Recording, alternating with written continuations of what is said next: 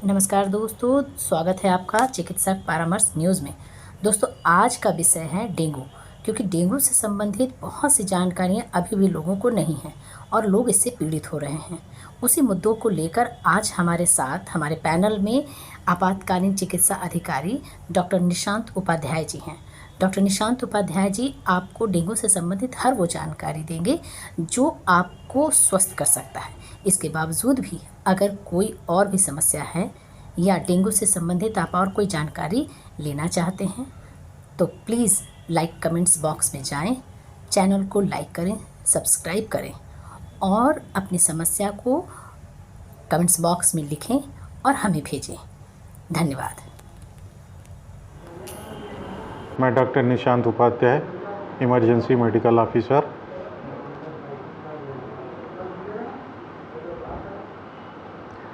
Dengue एक ऐसी बीमारी है जो कि सबको पता है मच्छर के काटने से फैलती है। ये अलग किस्म का मच्छर होता है, एडीज मॉस्किटो इसका नाम होता है, और ये मच्छर अक्सर दिन में काटता है जिसके कारण ये बीमारी होती है। और डेंगू कैसे हो सकता है, कैसे समझें कि डेंगू का बुखार है।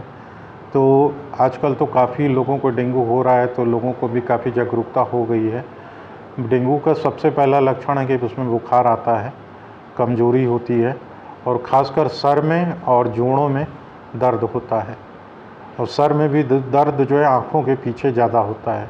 इससे आप मान सकते हैं कि डेंगू है।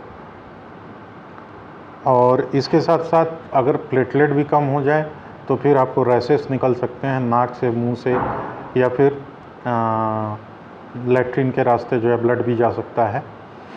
इसके अलावा आपको और भी अगर इससे सीवियर चीज़ हो जाएगी तो फिर आपको में अल्टर मेंटल स्टेट भी हो सकता है और आप बेहोश हो सकते हैं। इस तरह के चक्कर वगैरह आ सकता है, इस तरह की चीज़ें हो सकती हैं। इंटरनल डैमेज भी हो सकता है।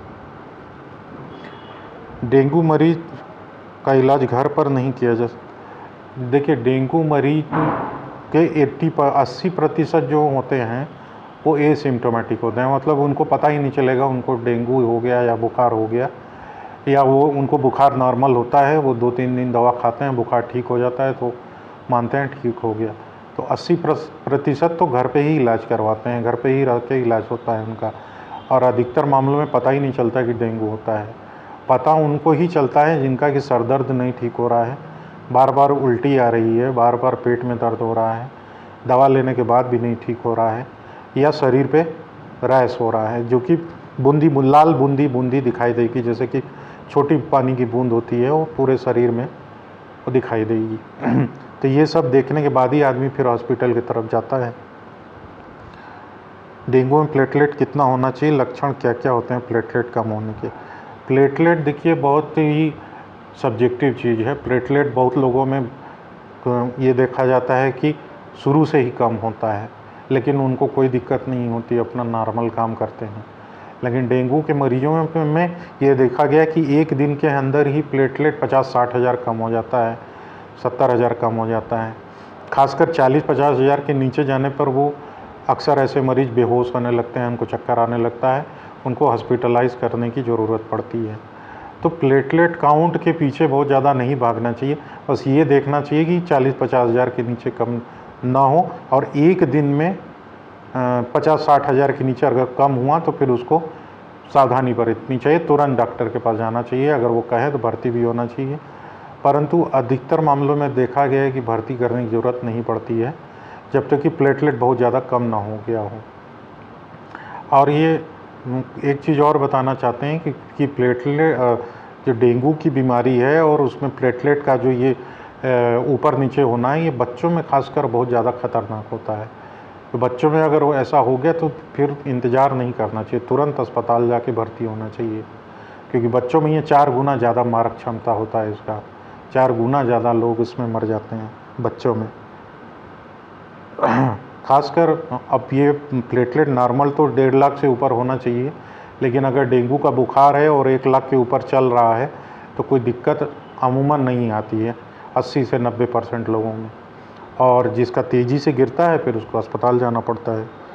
डेंगू मरीज को क्या आहार में शामिल करना चाहिए और क्या नहीं। डेंगू मरीज को खास कर जो है लिक्विड चीज़ें लेनी चाहिए, पानी में ORS वगैरह घोल करके जूस लेना चाहिए, दाल का पानी, नारियल का पानी, इस तरह की चीज़ें लेनी चाहिए। गरिष्ठ भोजन करने से बचना चाहिए, तेल मसाला एकदम बंद करके हल्का भोजन करना चाहिए। जितना ज़्यादा पानी वगैरह पिएंगे, ग्लूकोज वगैरह पिएंगे, उतनी ताकत शरीर में रहेगी। मेन देखिए, डेंगू का डायरेक्ट सीधा कोई इलाज नहीं है कि ये दवा दे दी तो डेंगू का इलाज हो जाएगा। आपको शरीर को मजबूत करना है, विटामिन वगैरह का गोली ले करके और ग्लूकॉन डी वगैरह पी करके इलेक्ट्रॉल अपने शरीर को मजबूत करके उसको और सामना करेंगे तो डेंगू जो है तो उसी से ठीक होता है। डेंगू के मरीज़ को क्या सावधानी बरतनी चाहिए। डेंगू के मरीज़ को सबसे पहले तो अपने प्लेटलेट पे ध्यान देना चाहिए। उसका हर दूसरे तीसरे प्लेटलेट का जांच होना चाहिए। अगर जो है उसका प्लेटलेट 50,000 से भी कम है तब तो हर रोज़ जांच होनी चाहिए। और अगर ज़्यादा तेज़ी से गिर रहा है तो फिर वो इधर उधर इलाज ना करा करके सीधे अस्पताल की तरफ चलना चाहिए, क्योंकि अगर उसको भर्ती करने की कंडीशन आई तो फिर अस्पताल में भर्ती होकर इलाज होना चाहिए। और डेंगू कई प्रकार के होते हैं, जिसमें कि 80% तो हो गए जिसमें कि हॉस्पिटलाइजेशन की ज़रूरत नहीं पड़ती है, लेकिन जो 20% केस होते हैं जिसको कि डेंगू हीमोरेजिक फीवर और डेंगू शॉक सिंड्रोम कहते हैं, ये दोनों बहुत ही घातक चीज़ें हैं। डेंगू हीमोरेजिक फीवर में इंटरनल ब्लीडिंग हो सकती है या मुंह से नाक से ब्लड आ सकता है, लेट्रिन के रास्ते ब्लड आ सकता है जो कि कंट्रोल नहीं होता है। फेफड़ों में पानी जम सकता है, कमज़ोरी आ सकती है, जोड़ों में असह्य दर्द होता है इसमें, और उल्टी ऐसी होती है जो कि फिर कंट्रोल नहीं होती है। पेट में भी बहुत दर्द होता है। तो ये सब चीज़ें होती है तो फिर मरीज़ को बचाना मुश्किल हो जाता है। तो ये इस स्टेज तक ना आए, इसके लिए बढ़िया से अच्छे से इलाज कराना चाहिए। बच के रहने के लिए मच्छरदानी हमेशा लगानी चाहिए या मस्कीटो कॉइल और जो भी रिपेलेंट है उसका यूज़ करना चाहिए। और अच्छा आहार लेना चाहिए, लिक्विड डाइट लेनी चाहिए। पूरे बाँह की शर्ट और पूरे बाँह का पैंट पहनना चाहिए। बाहर निकलने पे जूता और मोजा पूरा पहन के निकलना चाहिए।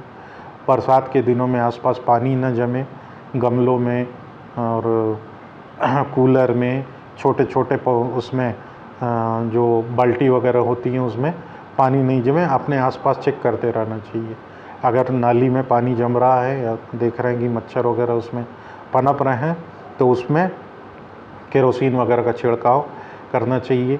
आसपास अगर ज़्यादा मच्छर हो गए हों तो वहाँ भी छिड़काव की व्यवस्था करनी चाहिए। वो लोकल नगर निगम या म्यूनसिपैलिटी वगैरह वो करते हैं। तो इसमें जागरूकता बहुत मेन है। अगर हम जागरूक हो जाएंगे तो इसको हम 80-90% डेंगू को हम रोक सकते हैं।